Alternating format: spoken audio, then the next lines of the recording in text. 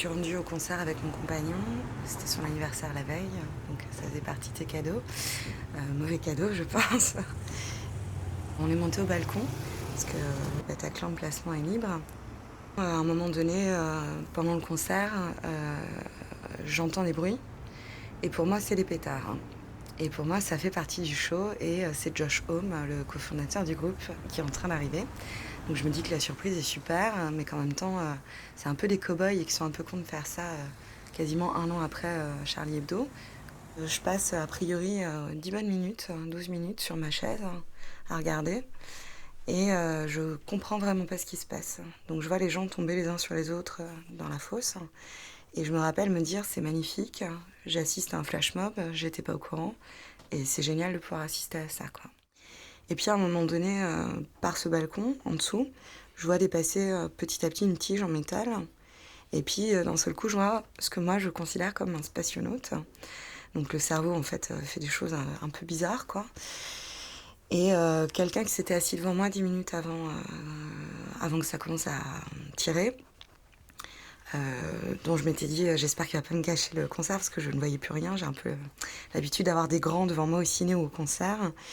Je vois un flash et cette personne devant moi bascule et tombe au sol en fait. Et là, mon compagnon qui est au sol, qui est allongé depuis déjà 10 bonnes minutes, se relève, constate que je suis toujours assis sur mon siège, que j'imprime pas du tout, me tire en hurlant et me dit « Allonge-toi, allonge-toi ». Donc là, je m'allonge, je me retrouve face à face avec une femme qui est paniquée totale et je ne sais pas pourquoi, je lui dis « Ne t'inquiète pas, ça va aller ». Donc grande optimiste devant l'éternel, je pense.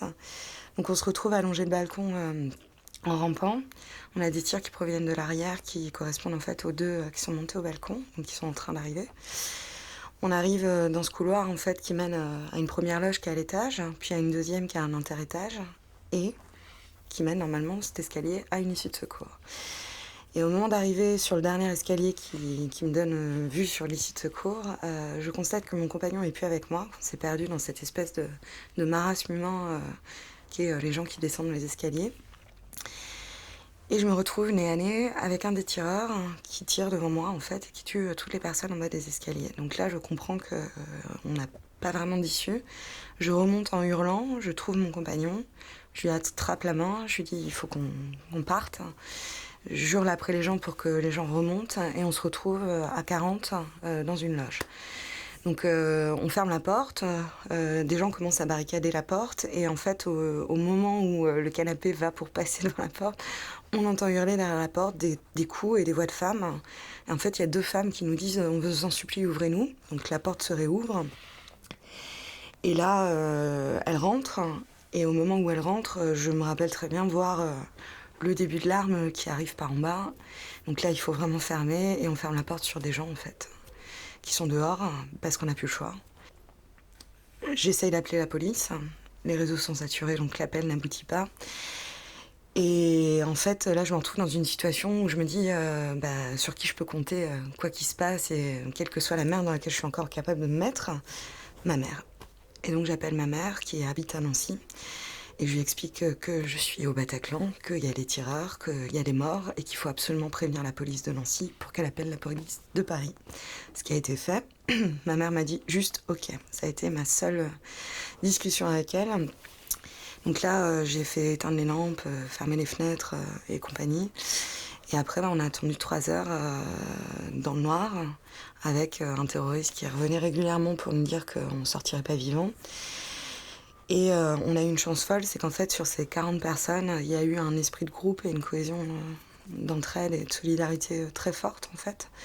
Donc du coup, ça a permis de mener des actions ensemble et que tout se passe bien, entre guillemets. Et on est sortis à 1h moins le quart. Et quand on est sortis, là, ça a commencé à être compliqué. On est passé par l'intérieur de la salle, on a vu tout ce qu'on a vu, que je ne souhaite absolument à personne.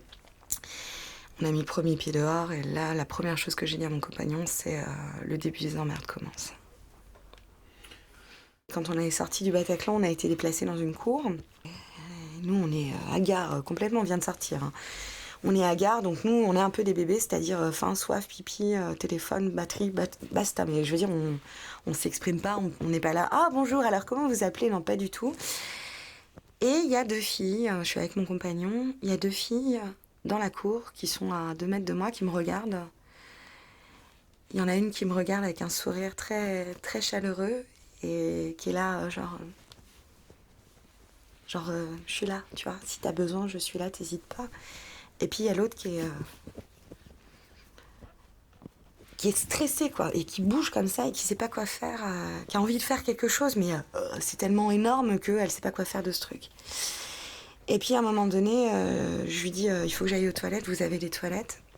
Et là, ça y est, elle a une action à faire, donc elle me prend sous le bras et elle me dit, parce que je l'ai retrouvée après, elle me dit à partir du moment où je t'ai pris le bras, je ne pouvais plus te lâcher. J'étais là pour toi, je ne pouvais plus ne pas m'occuper de toi, donc il fallait que je te tienne, quoi.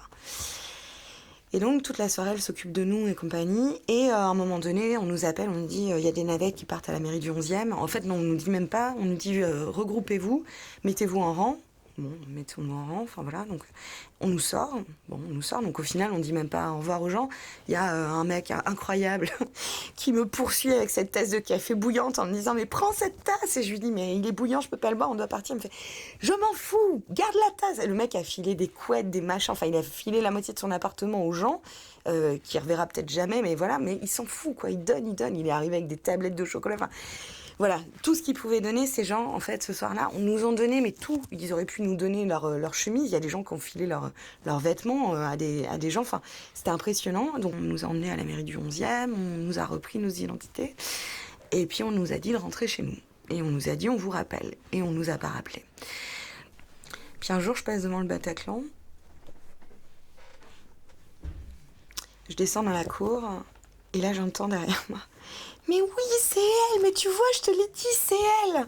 Et je me retourne et je tombe sur ces 2 femmes dont j'aurais absolument pas pu retrouver la trace parce que je ne savais pas ni comment elles s'appelaient, ni un truc très spécifique. Et elles me disent qu'en fait, ça fait 1 mois et demi qu'elles me cherchent partout, qu'elles m'ont vue à la télé et qu'enfin elles respiraient parce qu'elles savaient que j'allais bien et que c'était tout ce qui les importait. Et puis on commence à papoter et je découvre qu'une d'entre elles est d'origine syrienne. Et bah ça, si c'est pas un gros doigt d'honneur à ces trous du cul qui nous ont tirés dessus ce soir-là, la personne la plus gentille que j'ai rencontrée ce soir-là, une des personnes qui a juste été incroyable d'humanité, et ben elle est syrienne. Là je me suis dit, en fait la vie elle est belle quoi. La vie elle est belle. Je crois que c'est la première fois que je me suis dit la vie elle est vraiment... Elle est surprenante et elle est belle dans l'après 13 novembre, ces jours-là.